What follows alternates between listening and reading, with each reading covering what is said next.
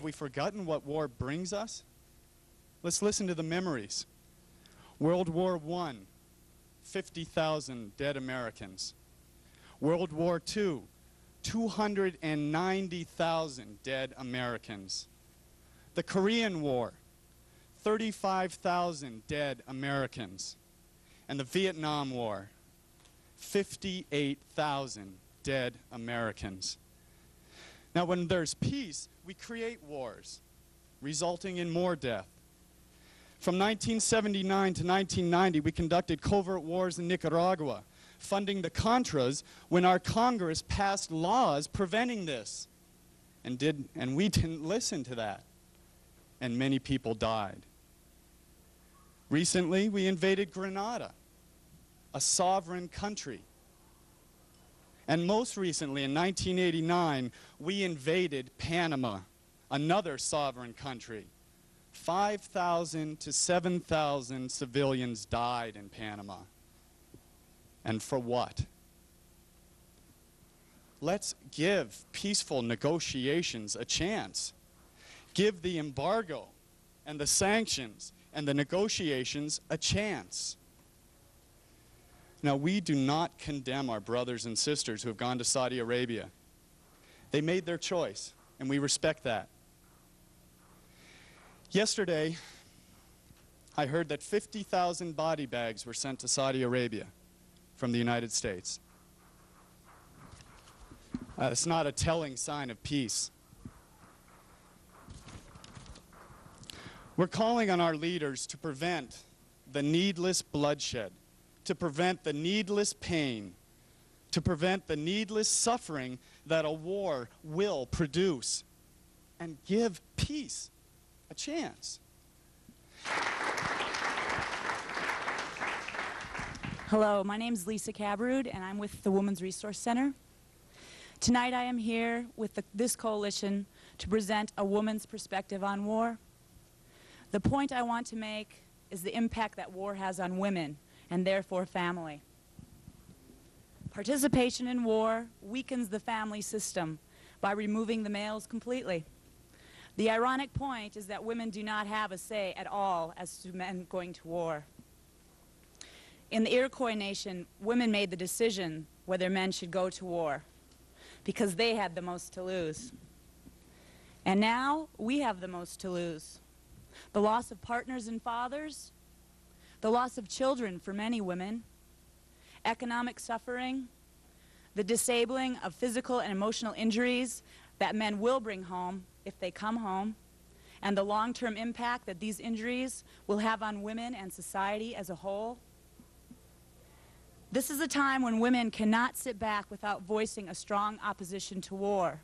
We have the most to lose. Women do have a voice. Let's use it. Thank you.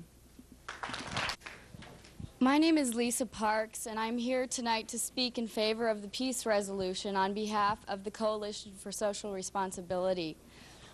Many students have approached me during the past few days and asked, what is the point of presenting ASUM with a resolution and petitions? Why aren't we sending these things to Congress? I am here tonight to address some of these issues. The word university is related to the word universal.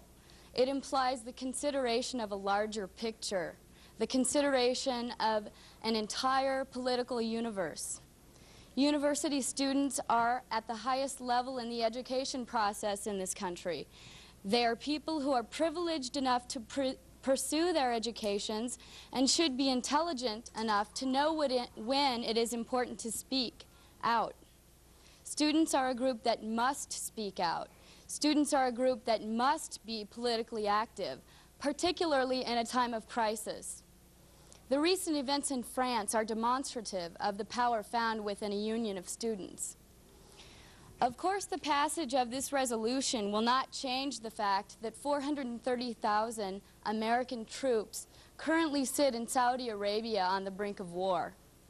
However, passage of the resolution does allow us to utilize our representative voice on campus and to work through the political channels that are immediately available to us.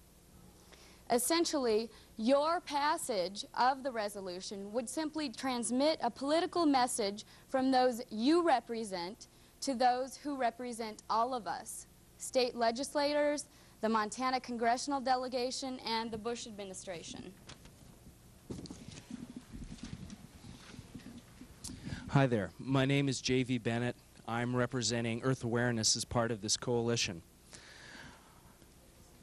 I'm going to present a slightly different view on this. I'm not going to discuss the moral dilemma, but I'm going to discuss something that concerns me as an American. I would like to see a peaceful resolution in the Persian Gulf because I'm concerned about the well-being of the United States. I'm not opposed to the presence of U.S. troops in the Middle East because I'm against the United States, or because I don't respect the pledge to protect our nation that the men and women of our armed service have taken. I'm opposed to the presence of U.S. troops in the Middle East because I believe it needlessly endangers the well-being of the United States. I believe it endangers our national security, our economy, our citizens, our quality of life, and our environment. I am opposed to a military buildup in the Persian Gulf by the order of the President because there hasn't been sufficient public discussion or thought about the best way to solve this problem. The buildup to 430,000 troops can only increase the tensions in the area. The only purpose for that many troops is, as President Bush has asserted, the ability to have an offensive attack. I believe that if we go to war, we should support our troops. However, there are some very troubling questions about whether or not this is a war as Americans we can support. These questions need to be discussed before we can commit ourselves to this action. That is why Congress was given the power to declare war in the Constitution. One man should not be able, or few men should not be able to make a decision of this magnitude for an entire nation. I respect the decision to risk their lives to protect the nation the members of the armed services have made. Because of that, I believe we must be sure that our involvement in the Persian Gulf is in our nation's best interest before we can call upon them to enact that oath. I am convinced that it is not in the best interests of the United States to escalate the militarization in the Persian Gulf. The vast sums of money being spent on this endeavor endanger our ability to cope with our national deficit and to continue domestic programs that we have currently. In addition, the problem of our dependence on foreign oil is not addressed by this action, nor has it been addressed by President Bush. As long as our dependence on foreign oil continues, our national security is endangered. This is something we need to look at carefully. Why are we in this situation? Why don't we have a national energy policy? After the 73 embargoes, we should have, and at that time we talked about having a national energy policy so that this would not happen again, and here we are. We as Americans need to ask why that is and ask what needs to be done to keep this from happening again. In addition, our national security is compromised by the grave consequences that a war in the Persian Gulf could have for the global environment. Recently, King Hussein of Jordan talked to the United Nations. In that speech, he discussed what scientists in his nation had determined as the environmental consequences of a war in the Persian Gulf. His scientists estimated what would happen if half the oil wells in Kuwait were ignited, which is a likely scenario, both because of a shooting war is likely to cause things to ignite, and also because a lot of these oil wells are rigged to blow by the Iraqis. If half the oil wells in Kuwait go up, that's 700 billion barrels of oil. That much oil burning will create a smoke cloud with a radius of 750 miles. That's without taking wind currents and weather patterns into consideration. With those things taken into consideration, that smoke cloud would probably go quite a bit further. We're looking at a single smoke cloud big enough to cover the entire Middle East without wind. With wind, it could cover most of Eurasia, most of the Mediterranean. And the consequences for our global climate are severe. It is for these reasons, in addition to the moral questions brought up by this action, that I think a peaceful solution is the best way out of this. I hope that the ASUM Senate will endorse such a solution. Thank you. And I'm really glad I have the chance to stand here and address you guys. It's a very important issue I'm here about. There's a lot of talk about war right now, which is good because it's on the agenda. But there's another war that I want to talk about, and that's the war in this country against our activists, against our fighters for this anti-war demonstrations that we're carrying out. This war is going to deepen as the war in the Middle East deepens as well. And as it deepens, we are going to need to bind together to fight against it. My brother Mark Curtis is in jail tonight and has been in jail for the last 26 months. He's a fighter like we all are, and he was effective like we're effective. So, I'm really not much of a speaker. That was Mark's bit. Mark has been doing this for a long time.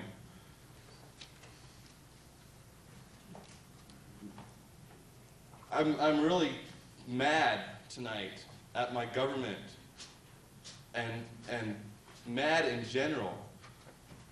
And I can't really put it into words, my anger, because I'm paying taxes, and we're all paying taxes.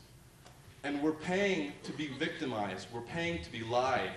They say the first casualty of war is truth.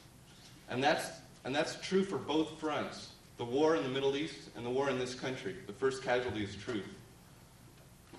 My brother was framed on attempted rape and burglary charges. I have information outside that goes deeper into the case that I can do now. These are very serious charges. And when you charge an activist, someone who's been active in fighting for the rights of minorities and the rights of women, with these charges, we have to analyze what we're facing, what our government is doing to us, and bind together on it. Mark's case is not unique. It happens every day of the week to people, non-political as well as political. And if we can't fight it and win with the type of support that we've gotten for Mark, we've pulled in activists from around the world to work on Mark's case. And if we can't win with this united front that we've accumulated so far, what are our hopes of ever winning? The goal of Mark's case is to intimidate and to make us not be active. And if we buy into that, if we start thinking this, that we're afraid to take a stand, they win, and we lose. So I'm asking for whatever support you guys can give, which is to initially investigate Mark's case, and then to take a position with Mark and with supporters who have. Mark went up for parole today. He's been in for 26 months. The average time of someone who's been convicted of this crime is 28 months and falling. And Mark was denied parole at 1:30 today. And again, I am mad, as we all are, and I'm questioning what we're doing here. So I don't want to take too much away from the agenda, but I ask again, please lend some support. I'm available. There's tapes. There's incredible amounts of information on this case. And let's get Mark out of jail and defend ourselves as well.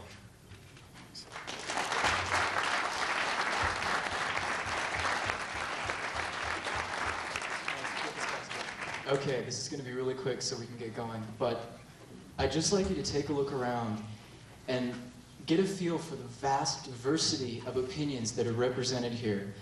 Folks, this is unprecedented. Nothing like this coalition has happened at any other university in the United States. This is something that's new, and it's really, really exciting. we have groups here that have never really been together for the same reason.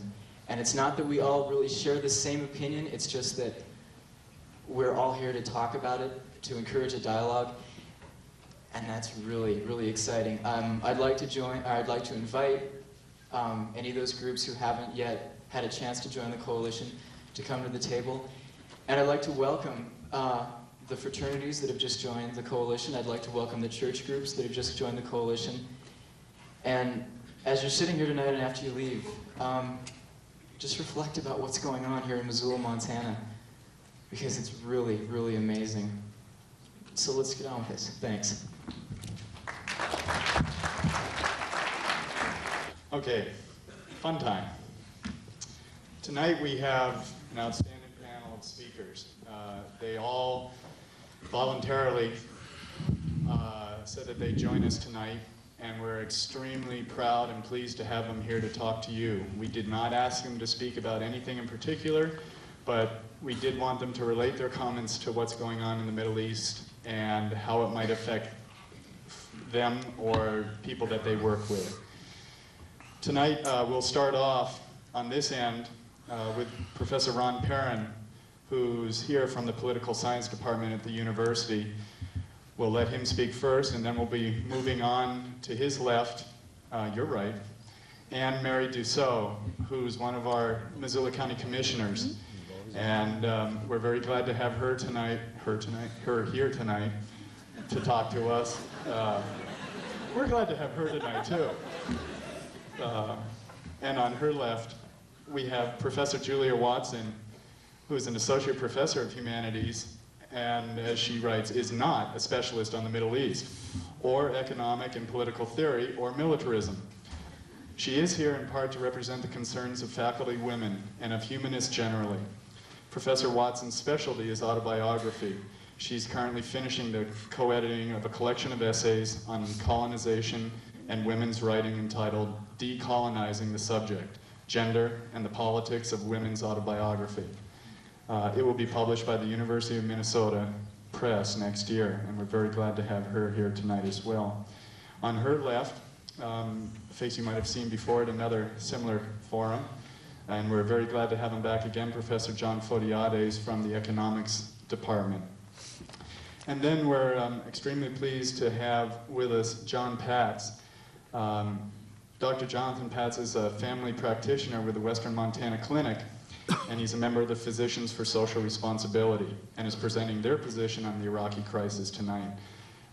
He recently finished his training in Charleston, South Carolina, where he was involved in fighting for the closure of the Savannah River plant, where plutonium and tritium for our nuclear arsenal is manufactured.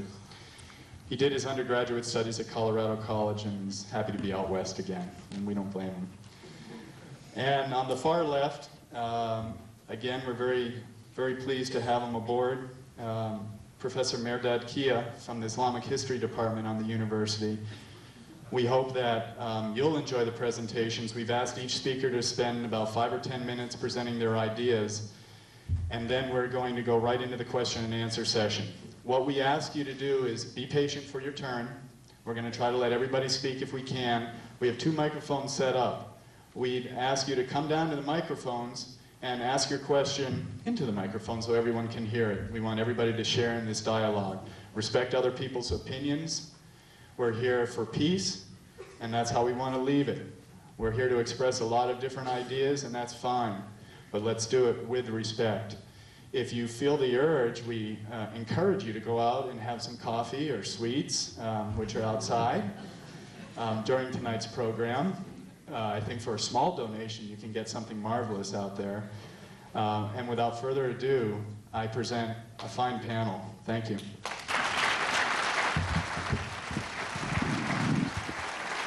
Thank you, John.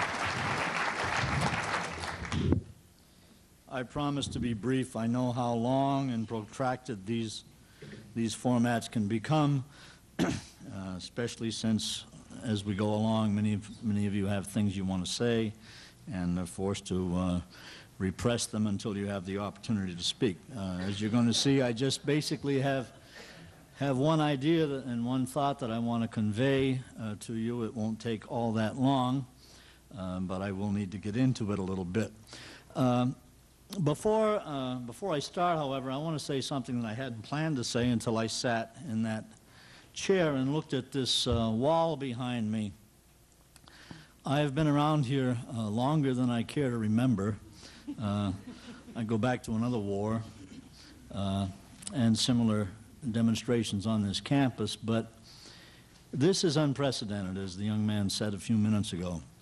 Many of you are here from the community and may have come with the idea or the thought that perhaps a couple of old radical professors got a few students together and said, hey, why don't you do something in response to the American presence in Saudi Arabia. Nothing could be further from the truth.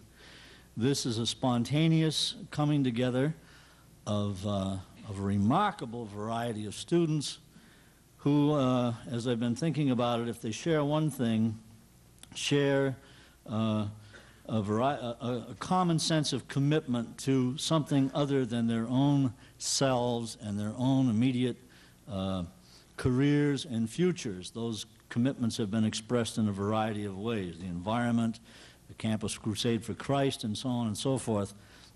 But we are really, as the young man said, looking at something very, very unprecedented, very spontaneous, and for people like me, enormously exciting.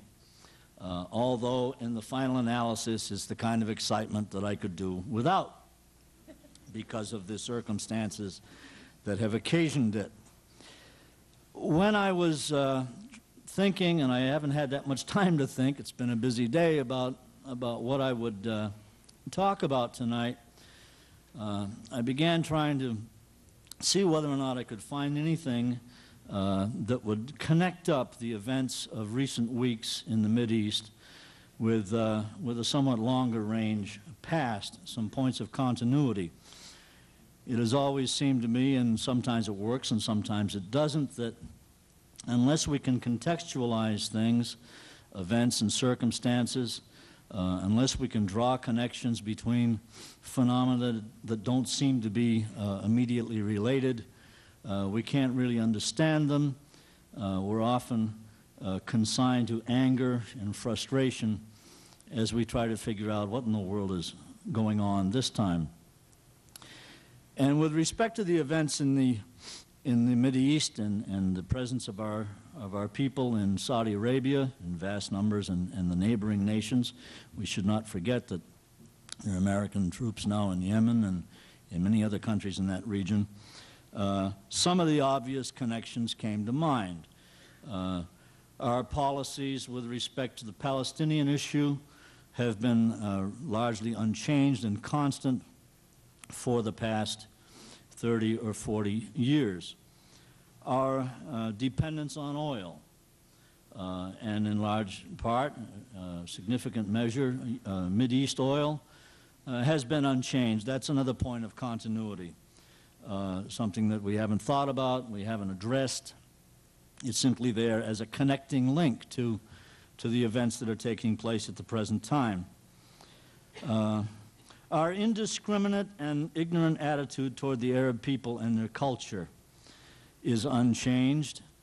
I heard one of you, Melina over there, gave me a tape of a talk that Edward Said gave at the University of Colorado very recently. Edward Said is a professor at, is it NYU?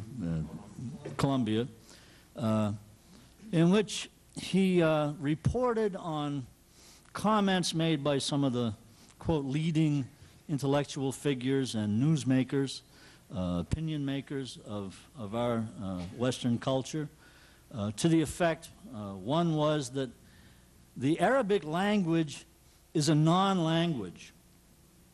It doesn't have any, there's no coherence to it. You can't say anything in the Arabic language. And Said pointed out that we do have a numbers system, the Arabic system. There's a guy in England right now that seems to have come out of that language with a certain capacity for eloquence and so on. Shaman Rushdie and so on. And then Connor Cruz O'Brien, who's one of the leading diplomats in the Western world, quoted recently as saying, "The Arab culture is worthless. It is absolutely worthless. There is nothing of value in that culture." So that's another point of continuity, and maybe it's a continuity, maybe it's a linkage that we need to think about and we need to begin breaking, perhaps. But none of those satisfied my sense of what I might try to pass on to you tonight. Finally, the image and the reality of hostage bubbled up in my reflections. Started thinking about how long it's been since the occupation of the American embassy in Iran, well over a decade, the taking hostage of the people in that embassy and the immediate consequences of that, domestic consequences of that. One of the more immediate consequences, of course, was the self-declaration or self-hostage-ship, I guess we might call it, of President Carter, who sealed himself up in the Rose Garden and found himself unable to mount an effective presidential campaign. So the hostages there were mirrored by the fact that the President of the United States was, in effect, metaphorical to be sure, a hostage in his own camp, in his own house. Since then, of course, we've seen the taking of more hostages in that part of the world, not just Americans, but also Western hostages, with the result that somewhere, it seems to me, in our psyches, unconscious, collective unconscious, individual unconscious, we've had to learn to live to accommodate some space for the constant presence of the reality of the hostage. Now, that took another twist, of course, with the Reagan administration and the Iran-Contra affair, in which, as we know, attempts were being made to exchange arms for hostages. And once again, we found that that had immediate and deep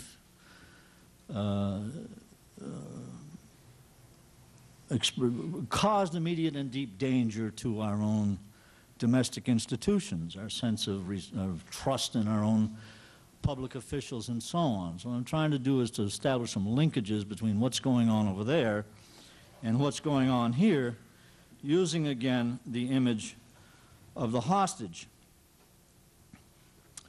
Now, what we're looking at and being asked to somehow respond to is an escalation or an expression of the hostage phenomena that is it's so much more gross and so much more extreme than anything we've dealt with so far that I think it defies our understanding. And I'm not simply referring to, although I am including, the fact that hundreds, if not thousands, of Americans and Westerners are being held hostage, and they are hostages, in Kuwait, in Iran, in Iraq.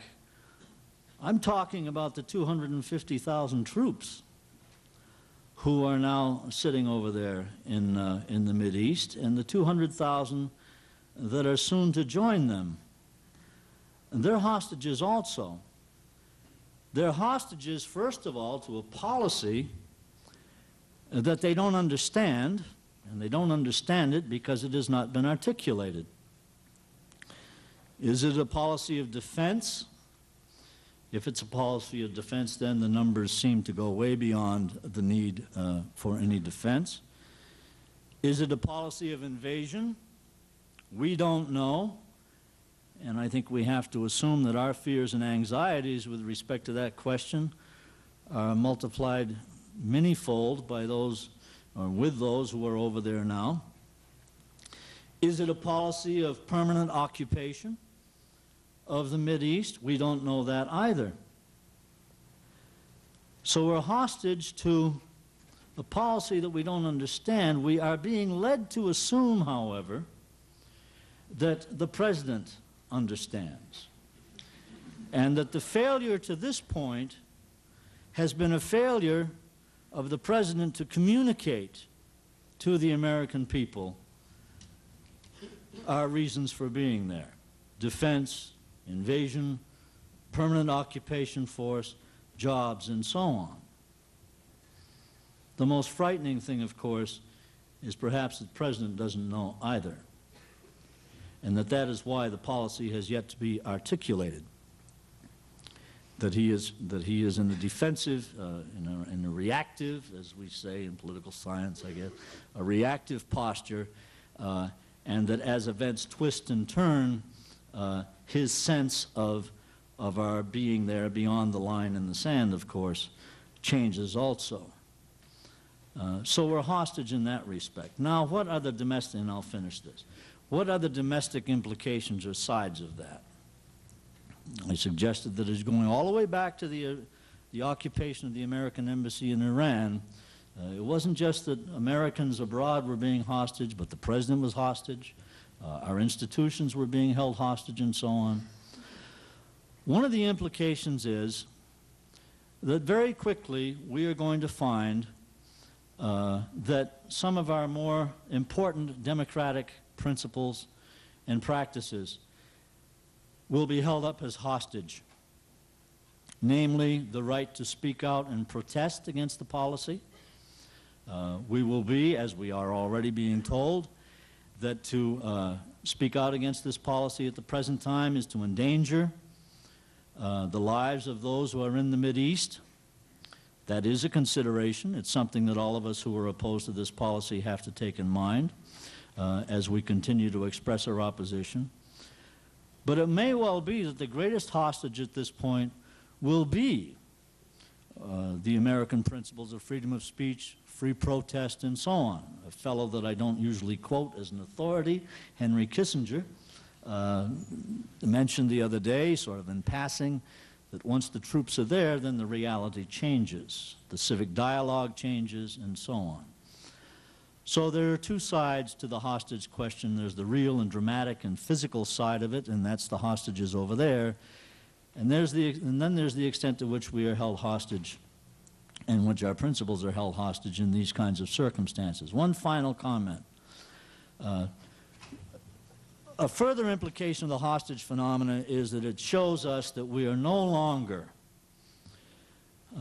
the masters of our world and international destinies.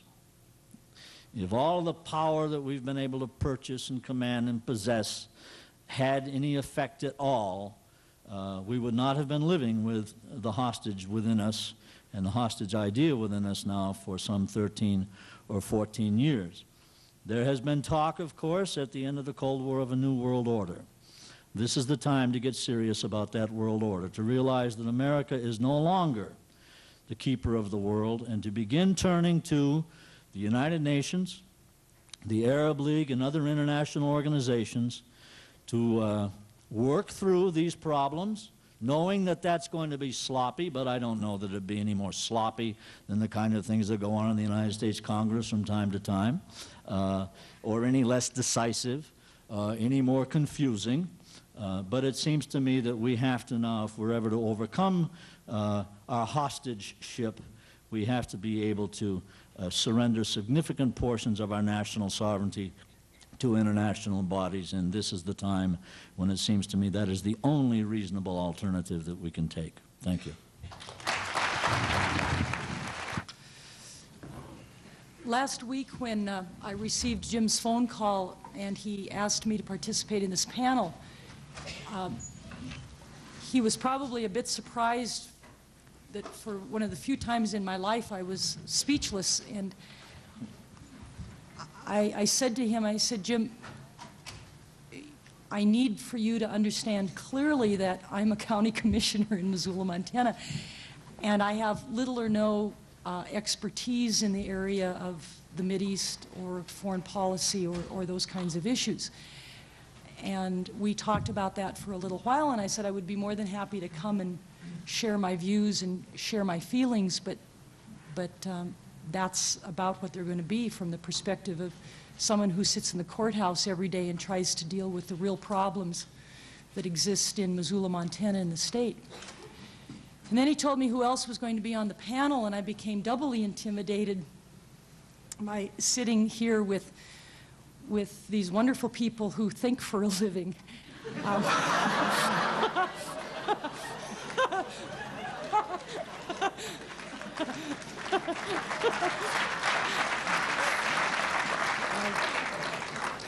I don't have time to think. I just have to do. So with that, I agreed, somewhat in fear and trepidation, to come here tonight and to share with you what it is that I have to say. I found in reflecting that probably, first of all, I know about as much as one who reads the newspaper, listens to the news, and reads magazines. And I don't know that's an adequate base of information, but I will simply tell you that's what I have. But I think maybe more important is I tried to focus on how I was feeling about this, feelings of confusion and frustration and anger kept bubbling to the surface. And I was trying to focus those feelings into something to say tonight. And oddly enough, I had a strange experience tonight. I'm going to share this with you because it's on my mind and I need to get past it. I don't know how many of you saw the fire. I happen to live on the west side, and as I was driving over here tonight, I was coming down toward Broadway and saw this incredible scene in the sky. And as I drew closer to the Clark Fork River, the Champion Mill that the employees just bought out is absolutely engulfed in flames. It is a stunning and a startling scene. And I was reflecting upon the tragedy that I was witnessing. I don't know how many of you know the story of that mill, but let me recount it briefly, and I'm going to try to tie it into something here. As you probably know, Champion decided to close down that mill after it retooled its Bonner mill. And due to the vision and the courage of the employees who worked in the Missoula mill, they said, no, we're not going to allow fate, I guess, to take its toll on us, and we are going to empower ourselves, and we are going to fashion an employee buyout, and we are going to fashion our own destiny. And I remember when those employees came into our offices probably a good 2 years ago, and I remember thinking, you know, God bless you, but boy, you're just fighting Goliath here. But they didn't stop. I mean, their hope and their vision and their belief led, in fact, to an employee buyout. And that was done because of their courage, I think, their wisdom, their vision, and the extraordinary cooperation of many, many people in this community and many people in the state. And as I saw that fire tonight, I thought how quickly, you know, the forces of nature or the forces beyond our control can dash our hopes and dash our dreams as I witnessed that tragedy. And as I drove across the bridge, I thought, you know, it's one thing for us as human beings to cope with forces beyond our control, the forces of nature, the forces of the gods or the goddesses, if you will. But it's a whole nother thing to try to deal with man's inhumanity to man. And I think that's at base what we're talking about tonight. And I have to tell you, as someone who has spent her life in government, or politics, if you will, that it just infuriates me when that sort of inhumanity is perpetrated upon us by our own government. You know, I've sat in the county commissioner's office for 8 years now. And I actually remember kind of the hope with which I went into that office. And a president at that time, which I was foolish enough to marginally trust, I won't even say his name, talked about the new federalism.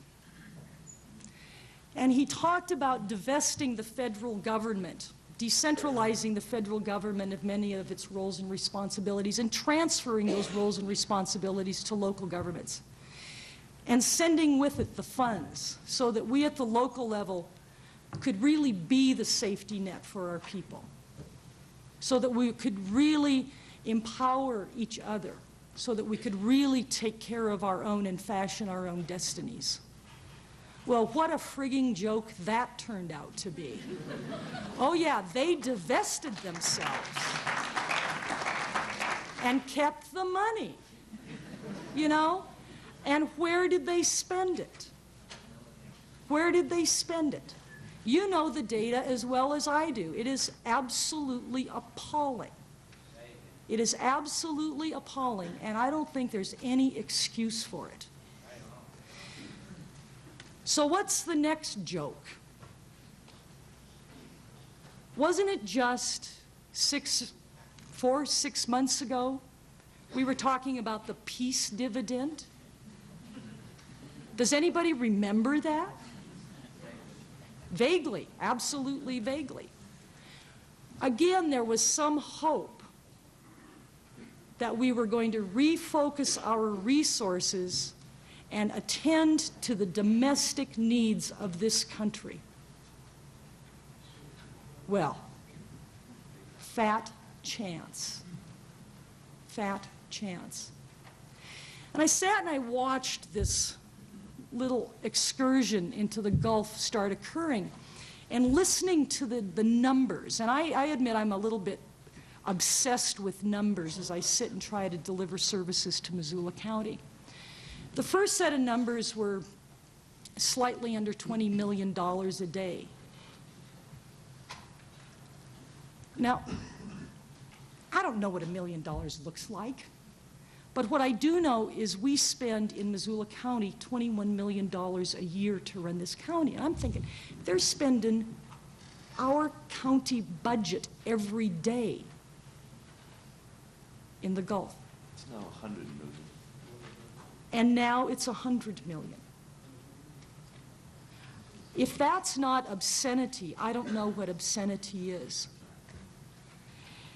It's projected, based on some data I was looking at today, that over $15 billion will be spent if we stay in the Gulf for 1 year. Now let me tell you how I look at that. Each year there are 14 million children around the world who die from preventable causes. 14 million children. 2.5 billion would erase those deaths. A pittance, if we want to talk in billions, to save the lives of 14 million children. But no, we spend 50 billion on war and aggression. In the US alone, 40,000 children a year do not survive infancy. 1/2 billion could save 10,000 of those children. Well, what about Missoula, Montana? Well, I'll tell you about Missoula, Montana. And I was flabbergasted when I heard this statistic. 40% of the children, of the babies born in this community, 40% are born into poverty. I'm going to tell you that again.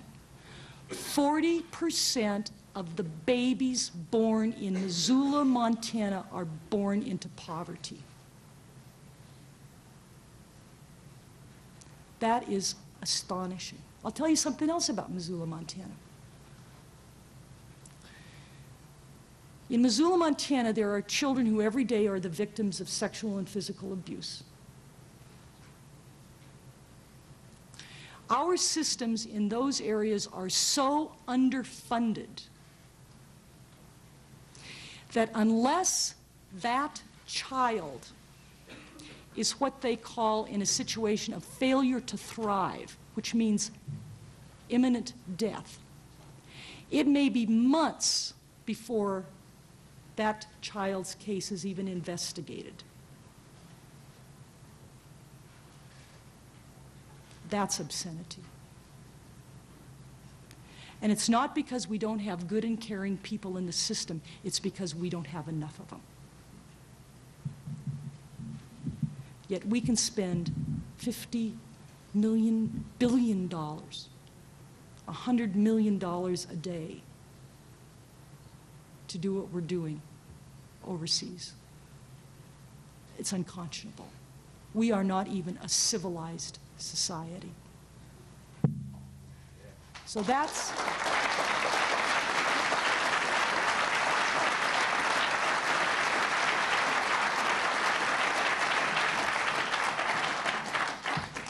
So therein lies my first level of anger. I guess my second level of anger is this.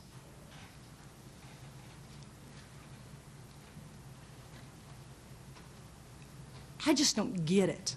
You know, I mean, I don't get it. And I hope, I'm here to learn too. I mean, maybe there's some explanation for this. I don't understand why we as a human species are not more developed than we are. I don't understand why it is that we have to flex our muscles to show our might, and why we haven't, maybe this sounds stupid, but why we haven't gotten to the point in our own evolution that we don't understand that words and humanness and compassion and caring and understanding are not the rule of the day.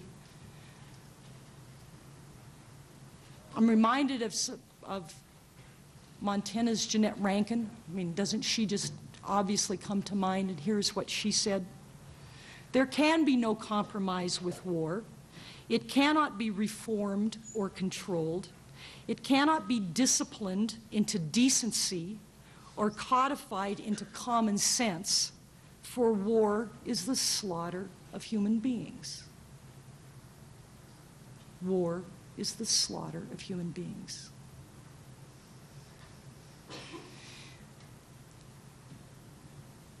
I guess I would say in closing, I would echo what Ron has said, that a thank you to those of you who organized tonight's forum. If nothing else, it was cathartic for me, and I appreciate that opportunity. But I think more importantly, what tonight demonstrates is the coming together of people who may never have come together before. And I think therein lies the seeds of empowerment. And I hate to steal this line, but I just can't resist it.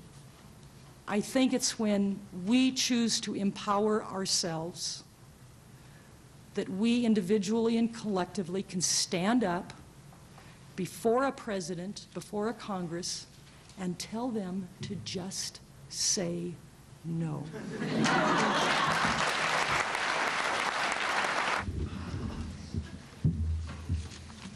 Good evening. I feel I need to begin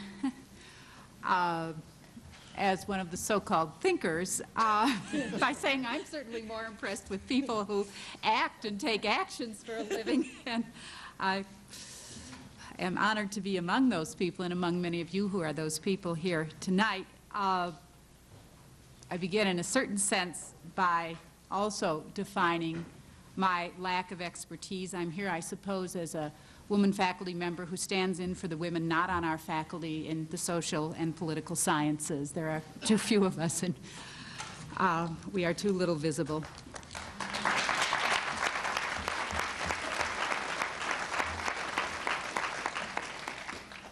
And I want to speak to you, I guess in a sense, in three voices or from 3 points of view tonight. As a humanist, mostly, and as an activist and as a mother. I'm going to speak mostly as a humanist. When I was thinking what could I possibly, as a non-specialist and as someone who is not very experienced in or savvy in the politics, particularly of non-European nations, although I've worked a lot on literature of post-colonial countries, I thought, well, what can I bring? And then I realized, well, many in the audience are in the same position I am.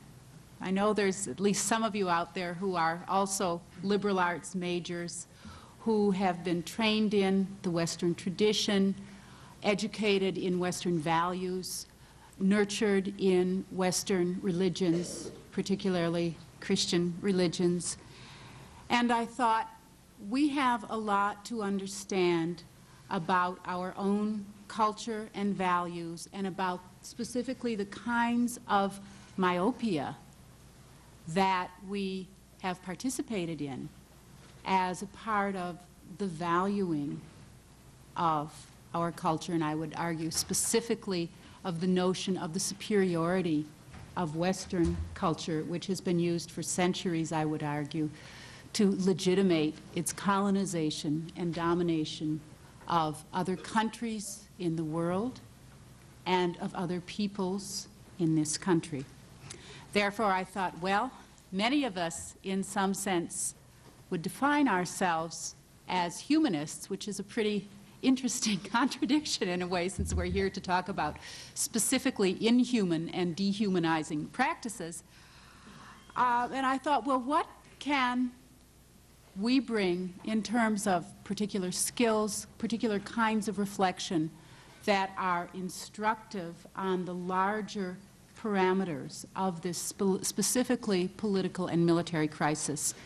And it seemed to me that as a humanist, I and many of you could bring our critical skills to two kinds of reflection that I think are very important in thinking about our situation with troops in Saudi Arabia. One, and I think this is a lesson we learned in part, and some of you will remember this, from the Vietnam and post-Vietnam years. What was begun there, and what I think we might well return to for certain kinds of lessons, hello,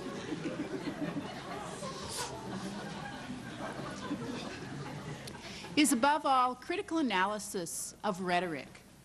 This is something we can all participate in. I'm sure you've all been attentive to some of President Bush's language having to deal with, for example, the naked aggression of Iraq, or, for example, Saddam as a figure worse than Hitler, or, on the other hand, the self-serving congratulatory rhetoric of what it means to be a loyal American, that is to say, in a sense, to be a silent and muzzled, non-questioning, non-critical American.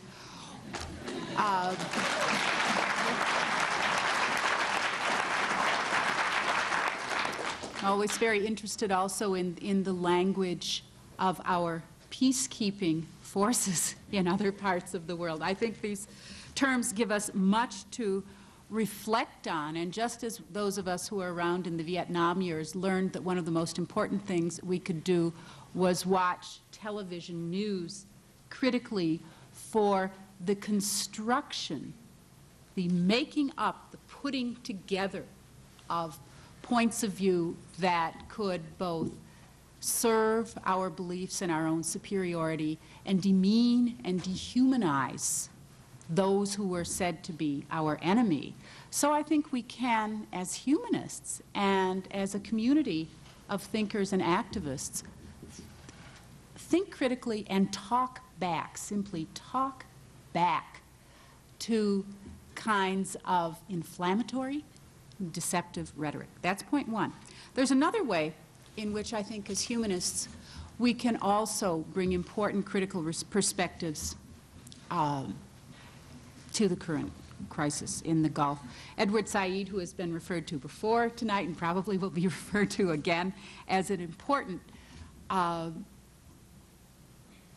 spokesperson for and analyst of Islamic culture and values, has talked a great deal about the concept of Orientalism and how the West constructs non-Western peoples and cultures and religions as its exotic feminized, irrational, dark, scheming, etc., other. Right? And I think to think critically about and to critically take apart the notion of the non-Westerner is the other very important project that we need to engage in. Saeed has spoken at length about about a critique of the aims of American policy in the Gulf, namely oil, the perpetuation of compliant rulers, and the protection at all cost of Israel, and has suggested that those indeed are not sufficient goals or values for which to both sacrifice our sons and murder others, as well as endangering and bankrupting our country. However, as he notes, there's a consideration beyond that. We need to bring the troops home. Then we need to look again at the policy and the values that took them there. And Saeed goes on from that to something that I think is very important.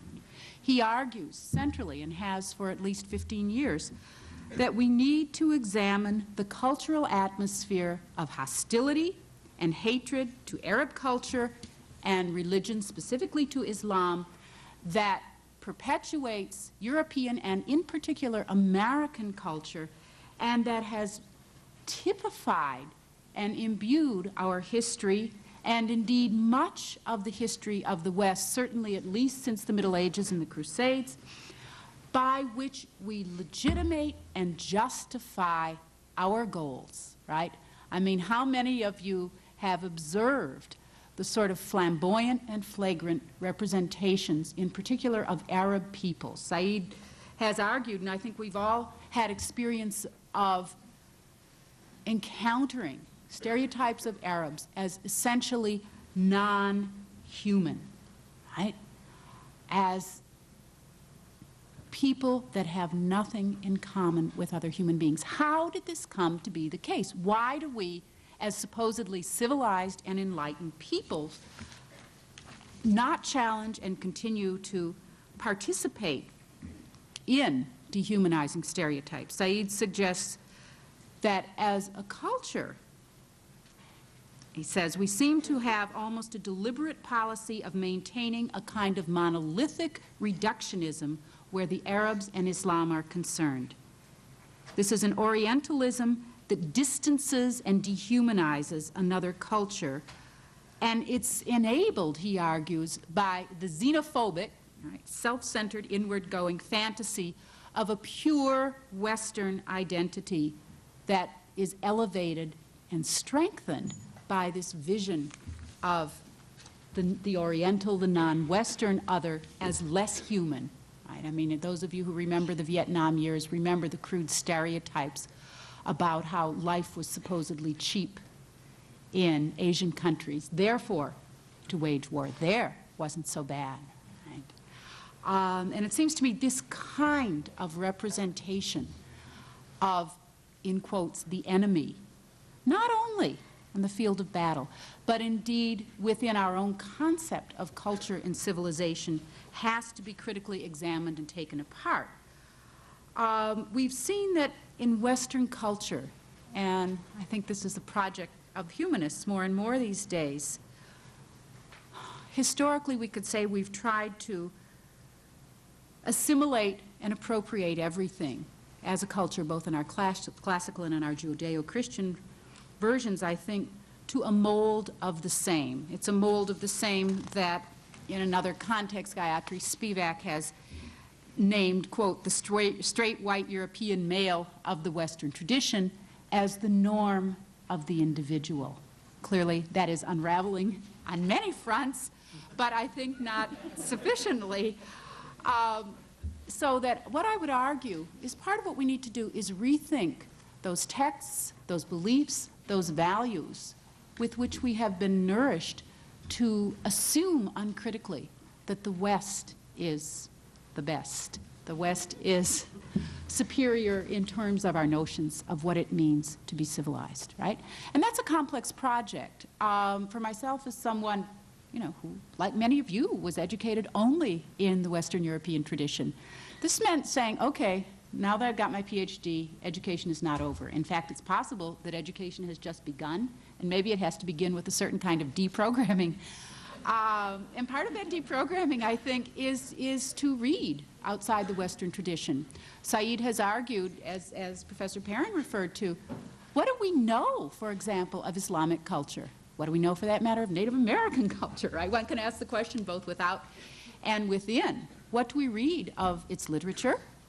Do we automatically assume that the Quran is, for example, a lesser book than the Bible, or that we as Westerners have nothing to learn because our culture is in some sense superior and arrived? I think we have a great deal to learn by critically reflecting on the biases and precisely what we might call the ethnocentrism that is so central to our own culture. Whether you read the Greeks, or whether you read the Hebrew Bible, or whether you read the Christian Bible, or whether you read the literature of the Renaissance or the modern times, I don't care. You will find this tendency of ethnocentrism to name the other as barbaric, as less than human, and therefore as legitimately colonized and dominated by the self, who, as it turns out, is usually a white Western male of property and therefore a hero. This is something we can,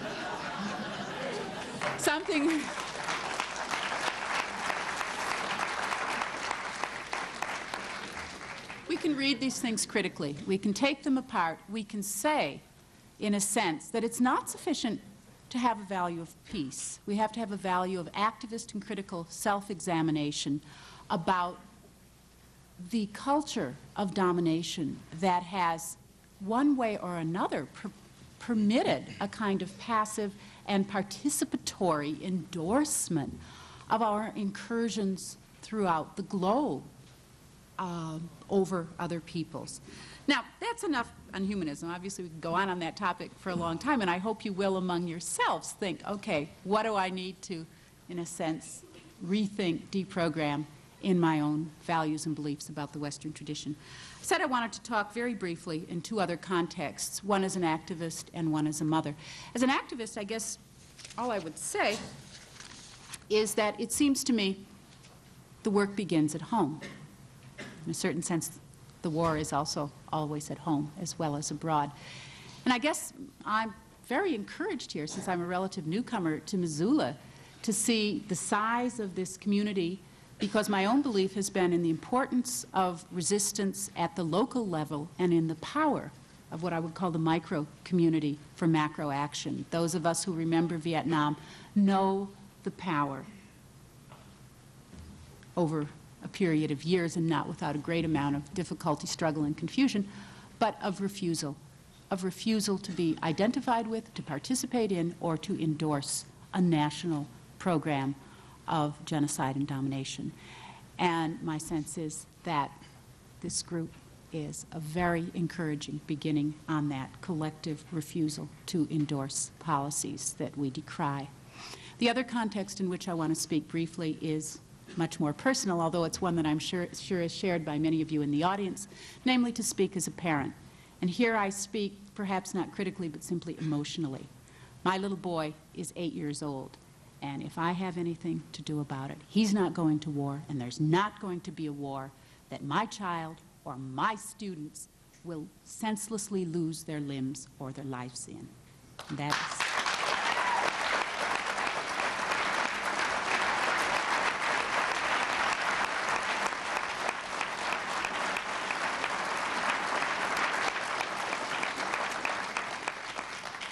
But again, I want to suggest a critical framework on that is necessary. My son's father was a decorated pilot in Vietnam. He flew over 90 missions, killed untold hundreds of people from an airplane by napalm bombs, people whom he never saw. He talked extensively about this action in other contexts, because after the war and after his initial shock, returning home in 1969 and discovering he wasn't regarded as a hero in Norman, Oklahoma, where he was living. In fact, he was hated and despised as a traitor.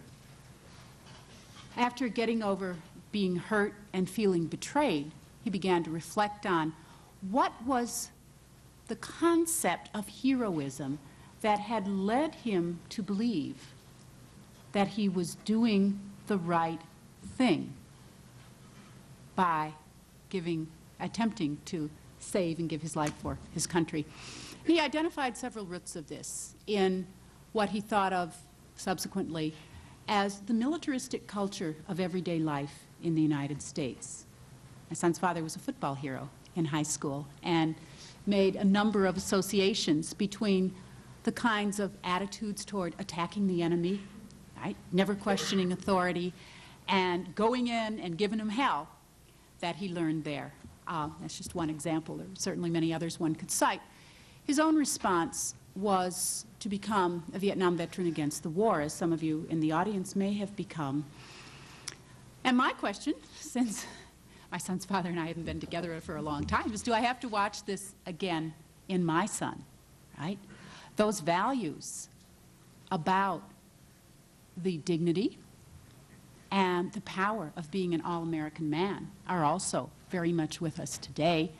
And there's, in a sense, a kind of seamless web between masculinity and military self-assertion that continues to disturb and dismay me for my students and for my son.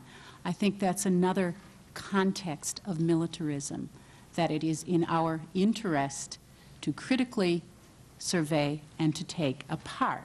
If we're going to begin to say no, I think some of that begins right here in our classes, in our homes, in our public activities, as well as out there. That's all. Thank you. Hard act to follow. I was thinking when Anne-Marie Dussault was talking, the courage that she expressed, especially given the fact that she's holding a public position. And I was thinking, why don't we try to put the same kind of pressure on other public officials to express themselves publicly on the issue? We could actually begin with somebody who's not quite a public official. We could begin with our own president here at the university. Have him address that issue and tell us what his position is.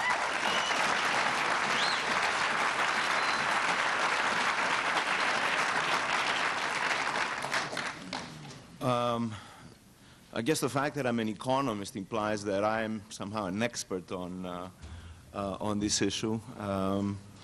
I'm not sure that that's why I'm here. To be an economist is actually a dirty word anymore, so the discipline itself, I think, has confused the issue more than anything.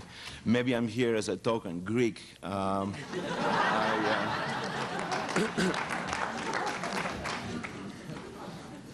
Supposedly, according to what I read in the National Geographic, some past issue, something like 40% of Americans think that Greece is part of Asia. So I suppose that could qualify me as a representative of a non-European nation here.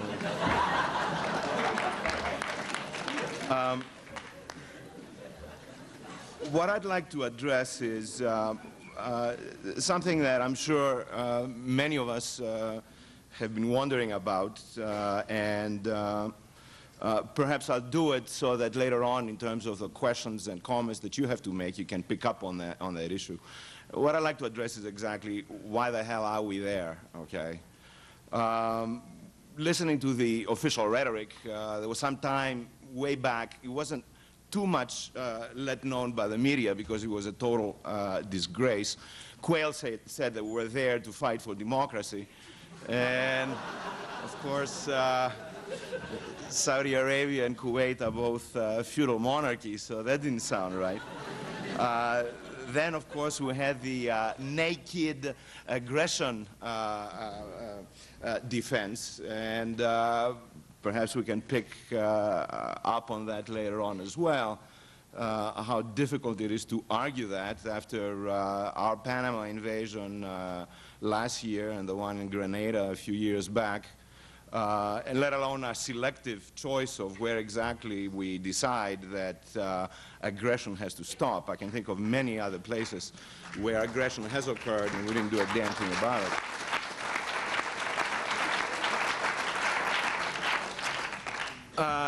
Then Baker had to come back and give us his own more enlightened version.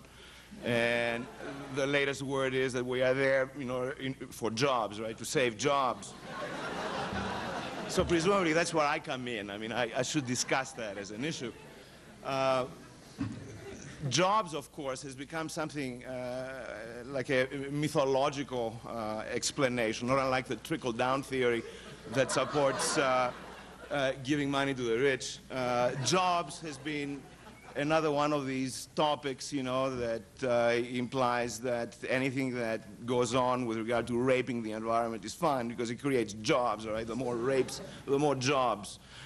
Similarly, presumably, it creates jobs by our being there, or we'd lose jobs if we're not there.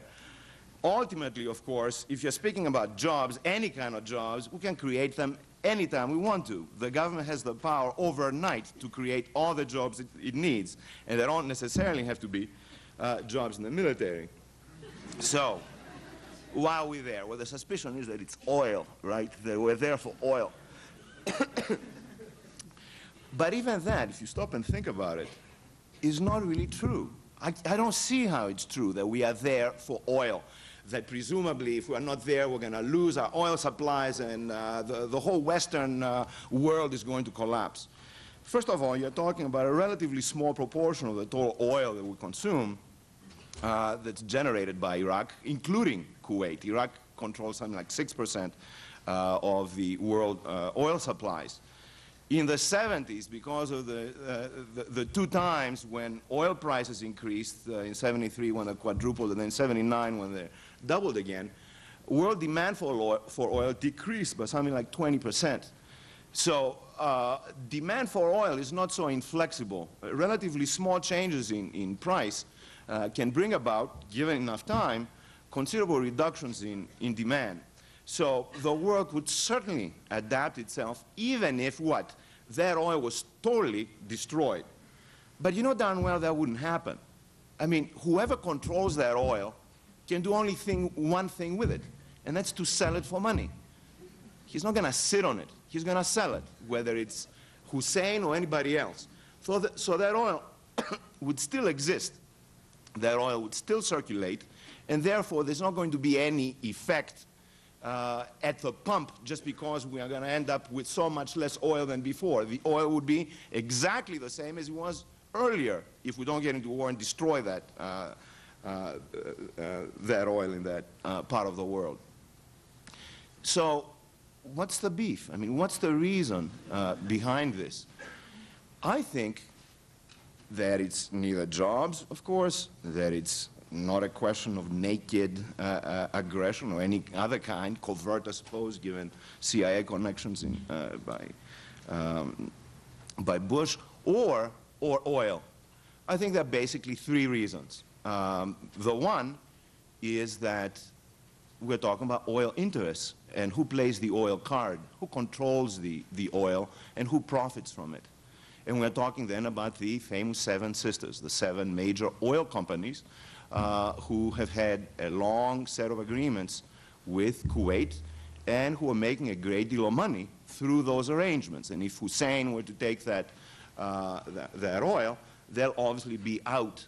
So we're not talking about we as consumers being out of oil. We're talking about them as part of that clique that controls that oil supply, losing their profits. Who else is in there, and who else would potentially benefit from it? Israel certainly comes to mind, and by implication then the Israeli lobby in the United States I think has had a lot to do in pushing us in that particular direction. Iraq certainly stands as a threat to them, and if the United States could move in and clear up that mess for them, they'd feel a hell of a lot better off. And obviously the third group is the military-industrial complex. They would certainly benefit. The military periodically needs to find a testing ground for its weaponry, find out which ones work, which ones don't. And of course the military-industrial complex needs some new kind of war, not necessarily to have its weapons tested, it kind of fears that, right? But just to get rid of them, so that a new generation of weaponry is going to come out later on. Out of these three groups, unfortunately, as far as I can see it, two of them can potentially benefit if we do get into a war. The one that, funny enough, wouldn't would be the oil interest. And that's why if you hear the rhetoric today and the voices, the pro and con voices, in terms of not our presence in Saudi Arabia, but of an offensive against Iraq itself, you'll hear some, quote, conservative voices that are against it. A lot of these voices do represent the oil interest. They certainly wouldn't benefit if an all-out war occurs between the United States and Iraq, because then a lot of those oil supplies, or the sources of that oil, would be destroyed for some significant period of time. The other two sources, however, would certainly benefit if we did get into a war. And that's what I'm scared, because I'm not sure exactly which of these three forces will end up being the predominant one. And if we look at past history, it seems as if indeed, when things reach that critical a level, sometimes it's very hard for even rational grounds such as what? Maximizing oil profits to be heard. And there is a tendency for some much older and much more primordial tendencies, perhaps, in our own genetic makeup, to get hold of us under the banner of some very old, archaic modes of thought, to quote something that Thorstein Veblen, a famous American economist, had said, begin to take over. The forces that do represent that military mentality, which begins its sloganeering, and then we automatically get carried away. It might not be jobs that seems persuasive to us, but there's always a certain kind of rhetoric that at times like this begins to grip the public. And you can see that in the media, in the way in which they present that, involvement out there. Just today, seeing Dan Rather spending something like 5 minutes showing a group of mechanics servicing an airplane, and they have that competition between different groups about how long it takes to prepare an airplane with its bombs, etc., to leave the ground and take off for wherever it's going to go. And the comparison that Dan Rather was making is, hey, this is like what they do at pit stops, right, in car races, to see how fast the team can get that car out and racing again. They will begin to get this kind of mentality that we are what? In a glorious kind of competition of some sort. Another football game. Something that what? Will change the agenda. Something that you can turn on the TV and switch the channel, and lo and behold, a new show. Something that we didn't have before. I mean, how long can you be concerned about Panama? Panama is an old story. How long can you be concerned about the war on drugs? All right, I mean, that went into reruns already. But here's a new story, right?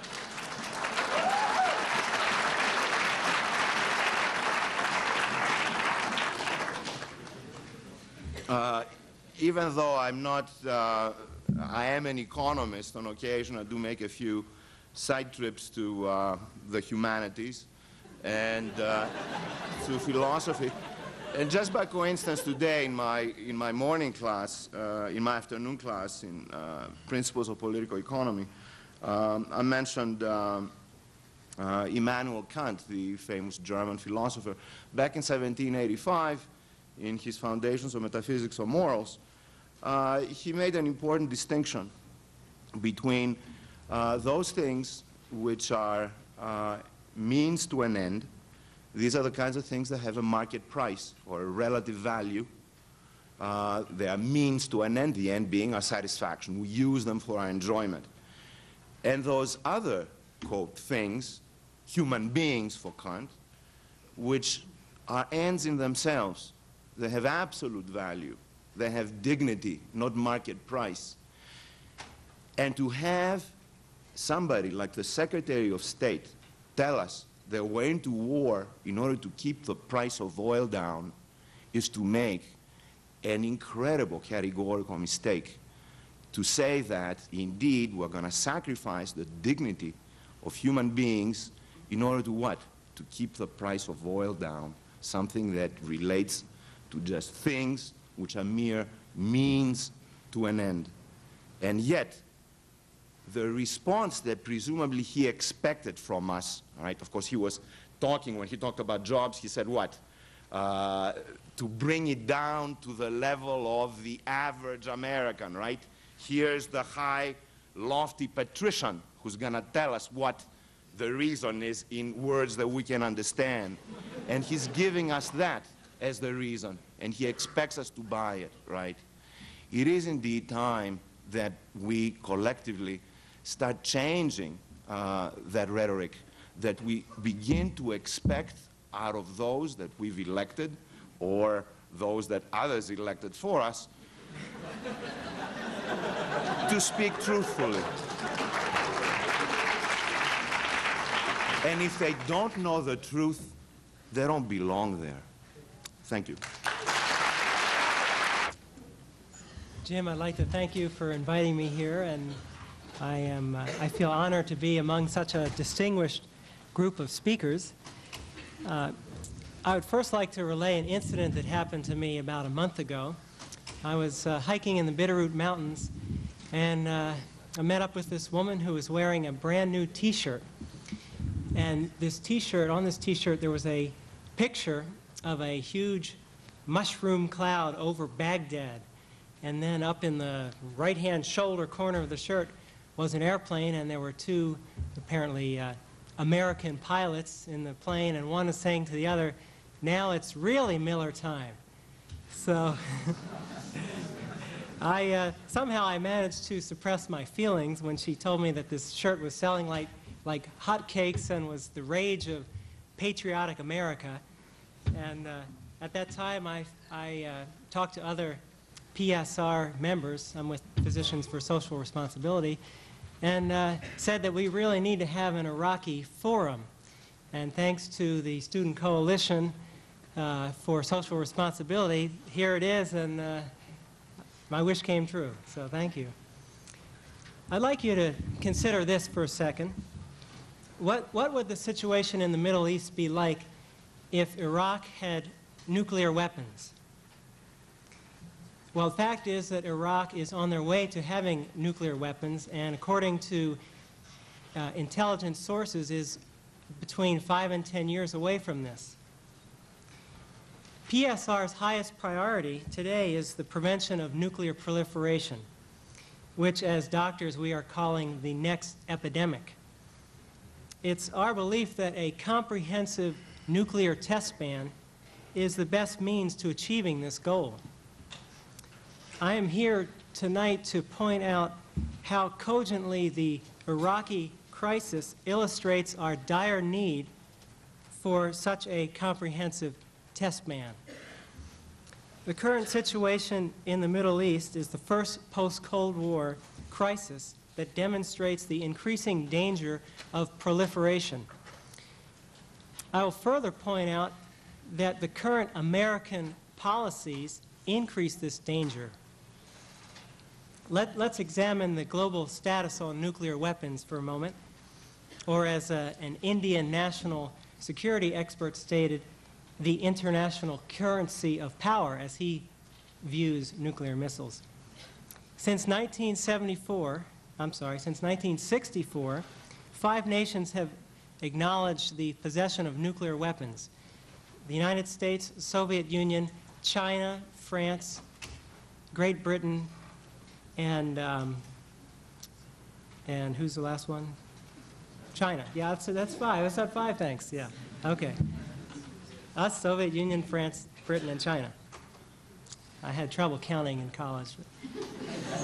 That's why I'm a doctor and not an economist.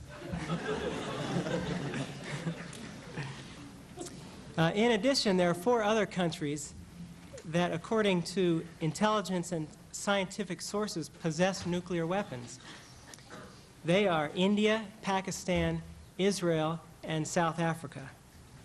Not much further down the road, several other countries such as Argentina, Brazil, Iraq, and North Korea are less than a decade away from having nuclear weapon capability.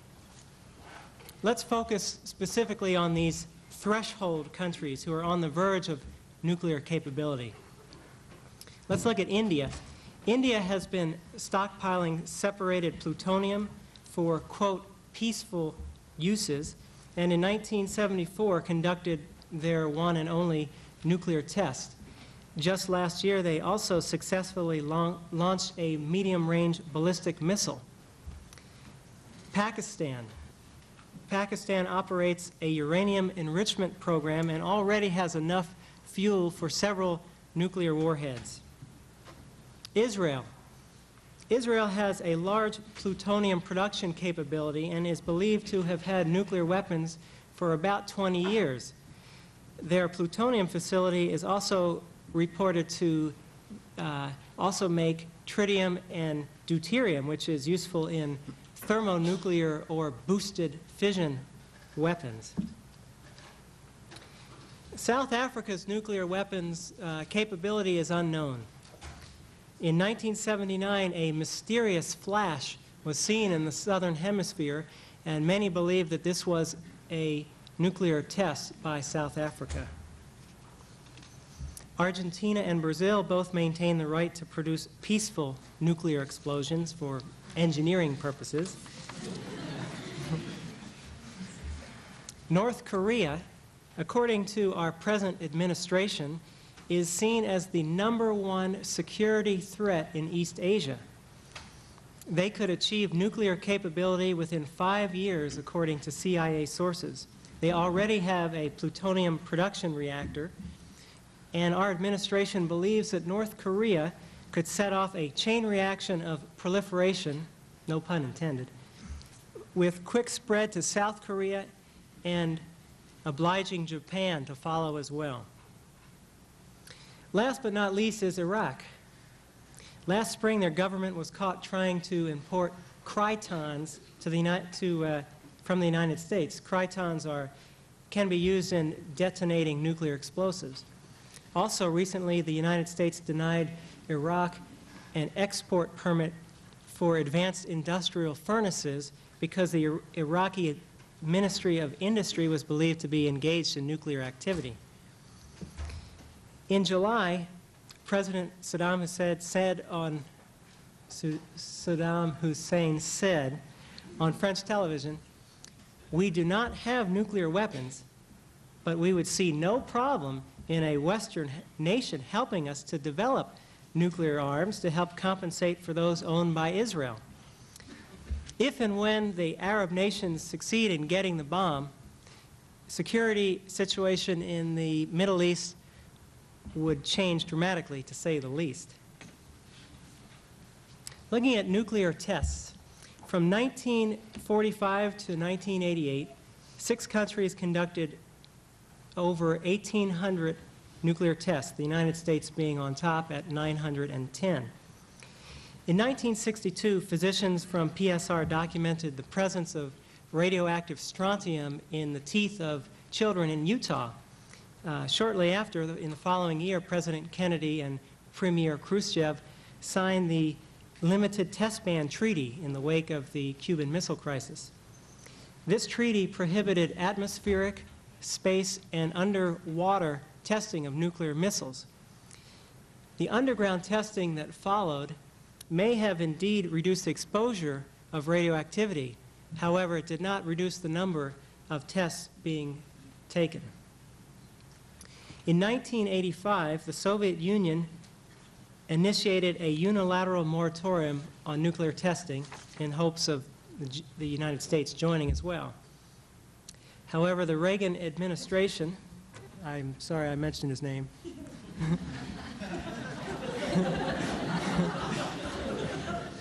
he refused to take part in this moratorium, and while the Soviets conducted no new tests for 19 months, we conducted 25. Presently, attempts to stop the spread of nuclear weapons has failed because there is no benefit in adhering to the current discriminatory constraints.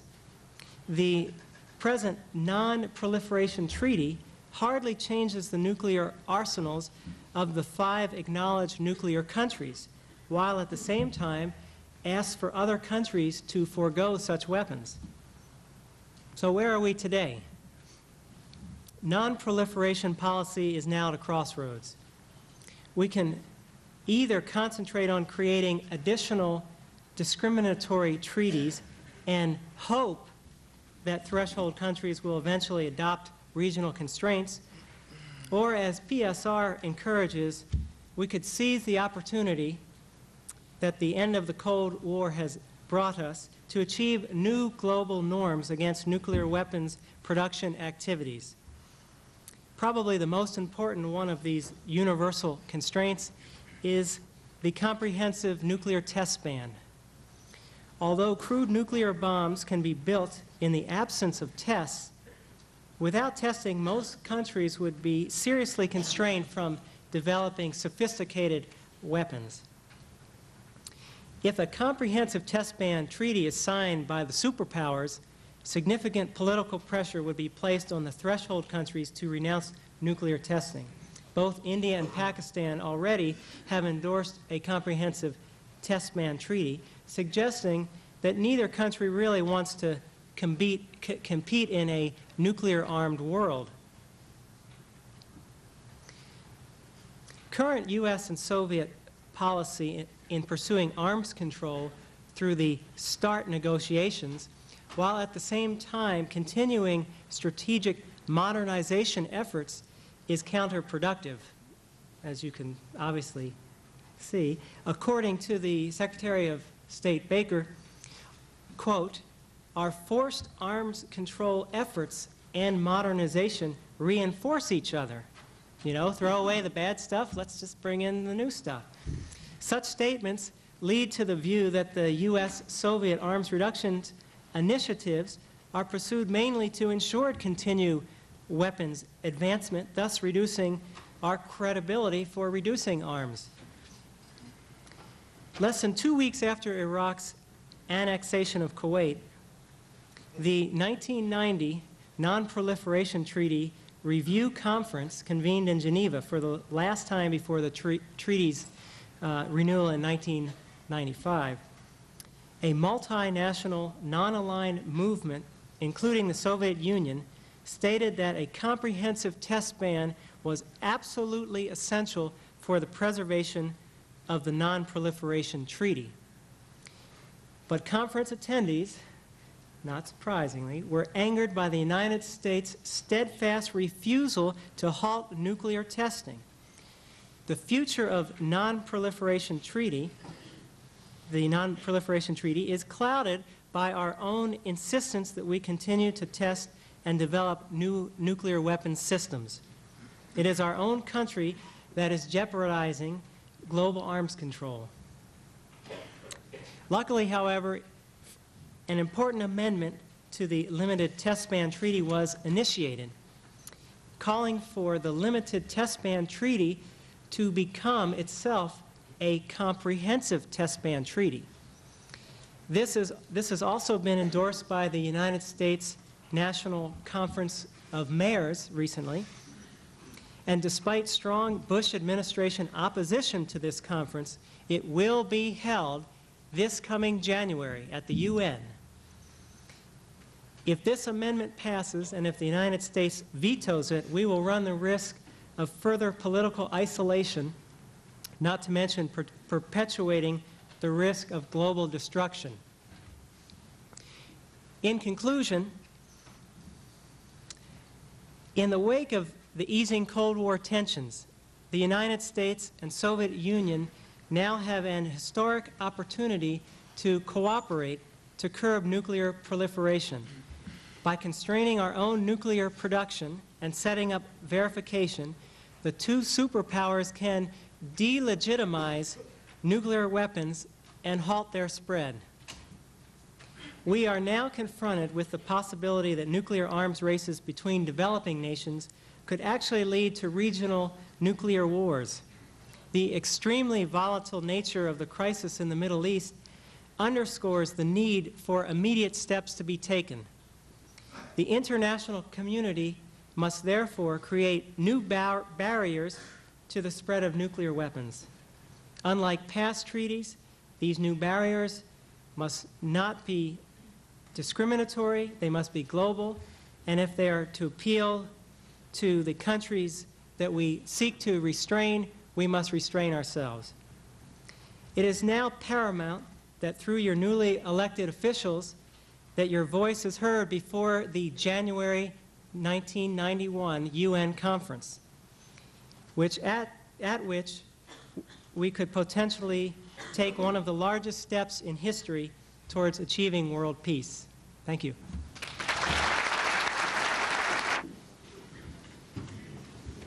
As the token Middle Eastern, I guess I have to give the analysis from the Middle Eastern side. Much of what I wanted to say has already been said by other panelists. Therefore, my talk would be very short, as everyone else said. Theirs would be.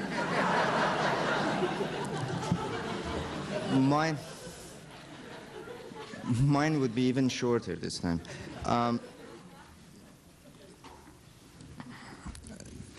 Both Professor Perrin and Professor Watson brought up a very important question here, the question of dehumanization. I think Middle East is a dehumanized entity in the minds of the majority of American people.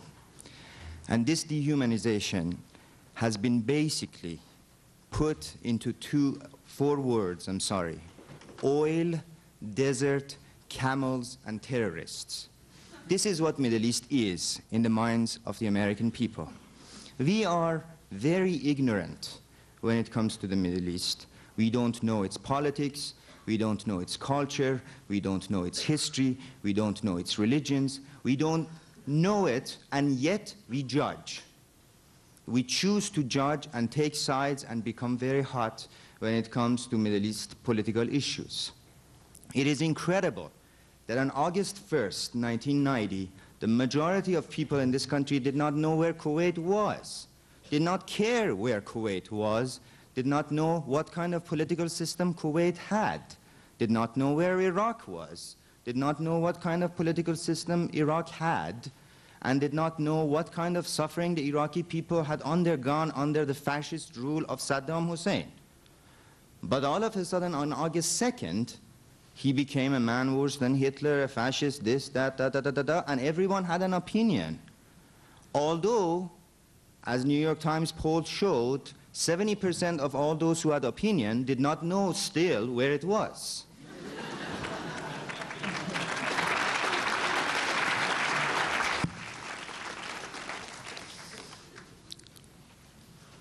Another panelist here said war is slaughter of human beings. I totally agree.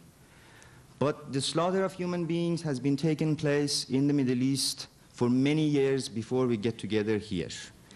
Perhaps we should have come together 10 years ago when the war between Iran and Iraq began, when Saddam Hussein invaded Iran. I wonder why we did not get together, why we did not put so much energy and effort in bringing together such a beautiful crowd. Perhaps the reason is that US troops were not involved, although US arms were involved on both sides. This is what bothers me about this get-together. Why weren't you there? Why weren't you here 10 years ago when there was war?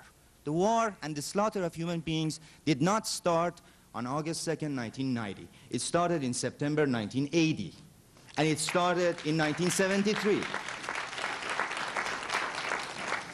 It started in October 1973 between the Arabs and the Israelis. It started in 1967 between the Arabs and Israelis. It started in 1956 between Arabs and Israelis. It started in 1948 between Arabs and Israelis. And where is the anti-war movement which remains consistent, which remains informed and educated about the fact that the war has been going on and the United States and its allies have been involved in these wars all along?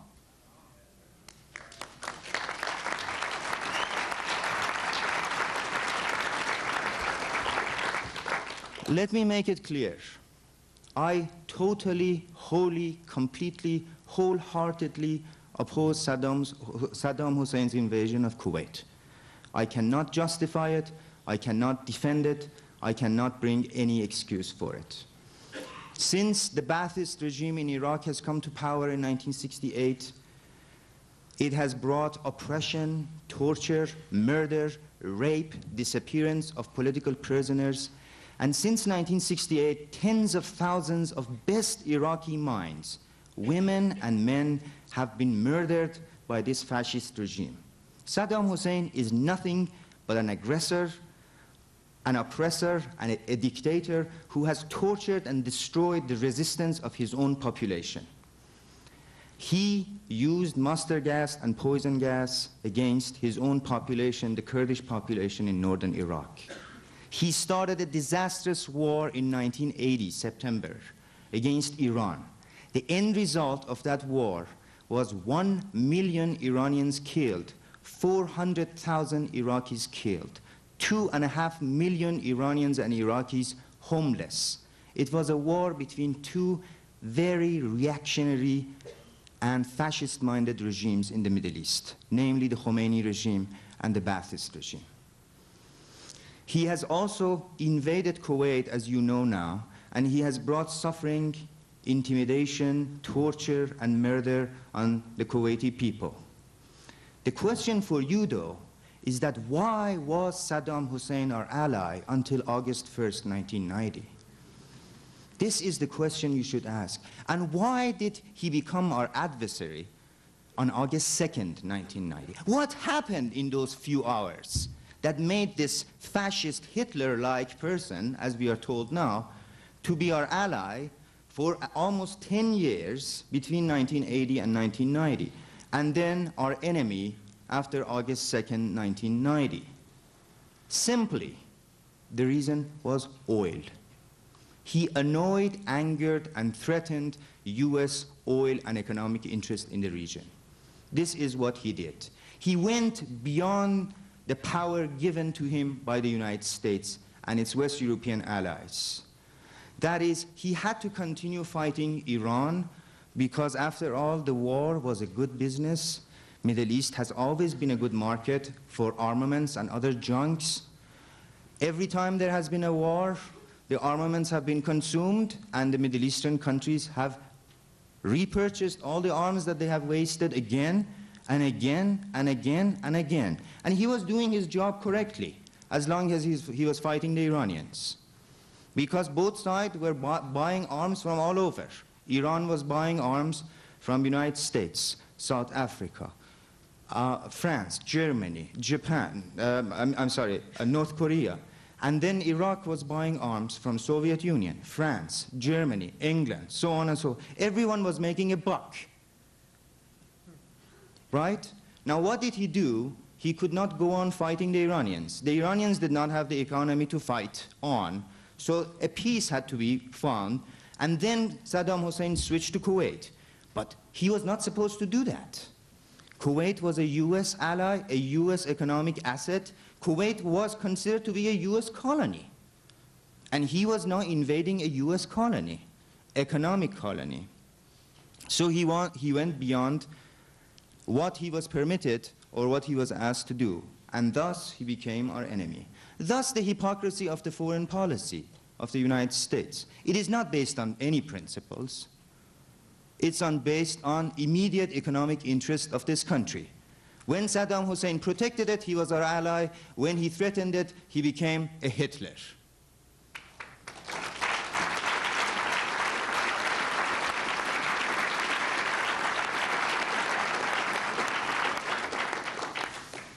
Now, I say that after all these discussions, arguments, talks, lectures, including this one, we still remain pretty uneducated about the whole affair. My own conclusion is that the US media is a hopeless case.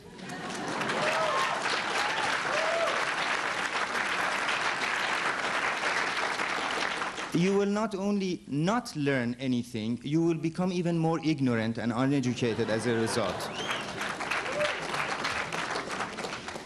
The reason for that, you see, I don't have a TV anymore. I threw the box out a couple years ago. But for those of you who have TV, and this happened several weeks ago, just being at the home of a friend who has a TV and who has all the, 48, 52 channels that you can just go on, changing the reality in front of you.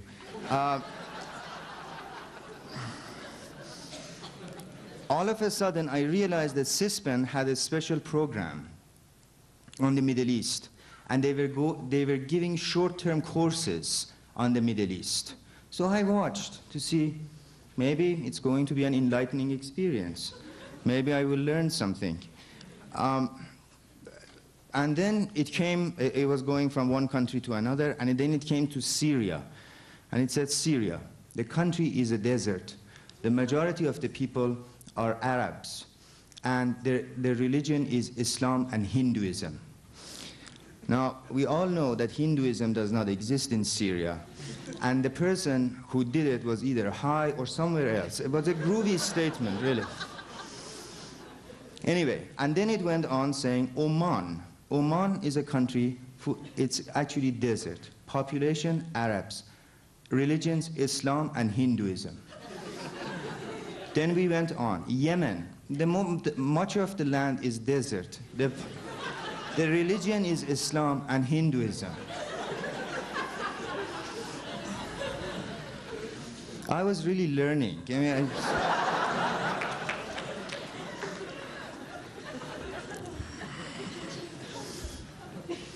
So where do I stand? And I'll make this very short. We can go on and on and on.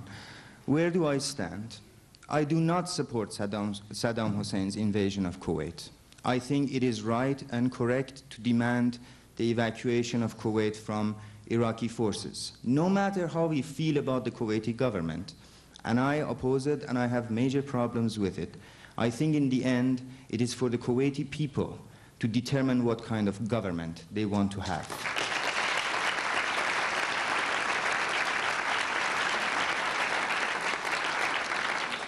I also hope very much that during the next weeks and months and years, the Iraqi people will find the strength and the power to overthrow the fascist regime of Saddam Hussein once and for all.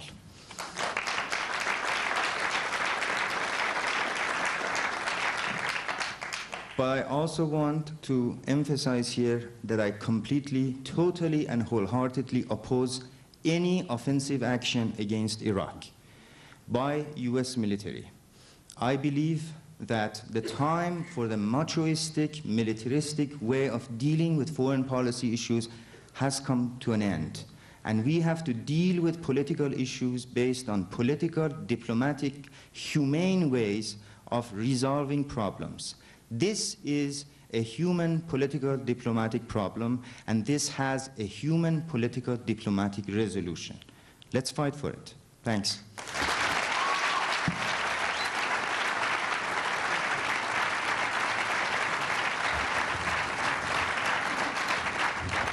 Thank you to all the panelists. Before we get on with the questions, I just want you to know that the only reason I'm up here talking is because all my friends and coalition members know that I just like running around a whole lot, so they let me do it and shut up.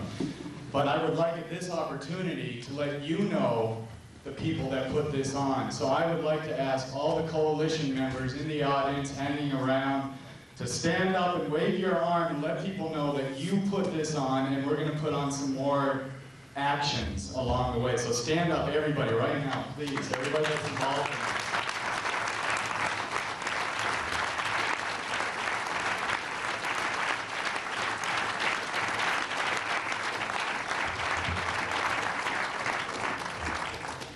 Join us however you can in your support for these actions and more. And now let's do some questions. I'm going to circulate through the panelists and ask them if they want something else to eat or drink. They've been up here a long time. Please help yourself to eat some drinks out there. While you're asking questions, just try to be quiet for the others in here, and we'll get through as many questions as we possibly can. Thank you.